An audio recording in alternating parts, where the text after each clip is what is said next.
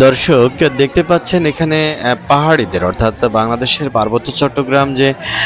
রাঙামাটি, বান্দরবান, খাগড়াছড়ির যে পাহাড়িদের বিজু উৎসব অর্থাৎ বর্ষবরণের চৈত্র সংক্রান্তির আগের দিন তারা যে জলকেলির মাধ্যমে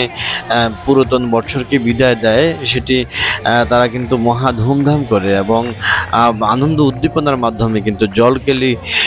খেলে এই বিজু উৎসবটি পালন করে। আপনারা দেখতে পাচ্ছেন এখানে যে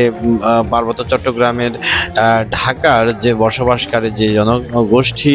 নৃগোষ্ঠী আছে তারা কিন্তু এই জলকেলির মাধ্যমে কিন্তু এবং তারা কিন্তু মহা আনন্দের মাধ্যমে তারা কিন্তু তাদের এই বিজু উৎসবটি পালন করতেছে। এটি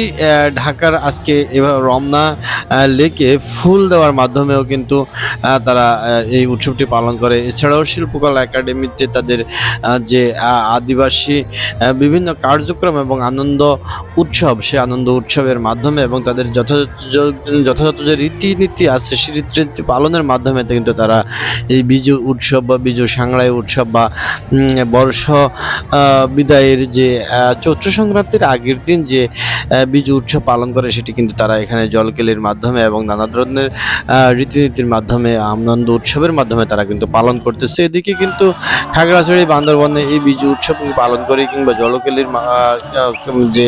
মাধ্যমে তারা বিজু উৎসব পালন করে সেই বিজু উৎসবকে কেন্দ্র করে কিন্তু কনসার্ট সহ নানা রকম আনন্দ উৎসব তারা কিন্তু পালন করতেছে। আপনারা দেখতে পাচ্ছেন যে এখানে যে পার্বত্য চট্টগ্রামের খাগড়াছড়ি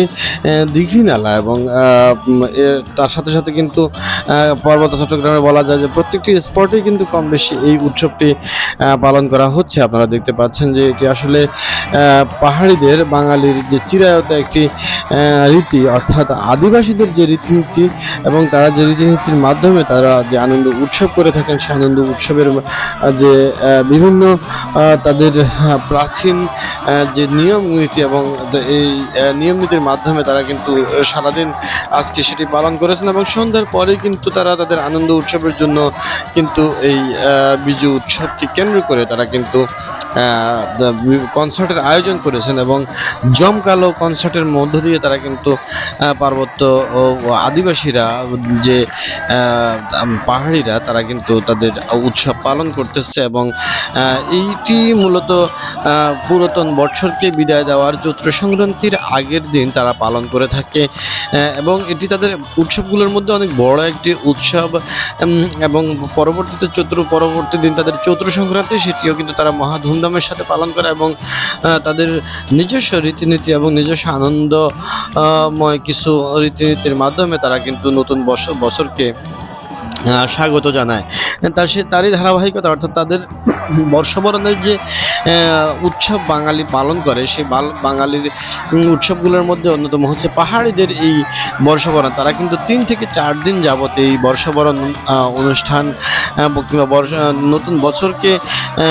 গ্রহণের লক্ষ্যে কিংবা নতুন বছরকে বরণ করে নেওয়ার লক্ষ্যে তারা কিন্তু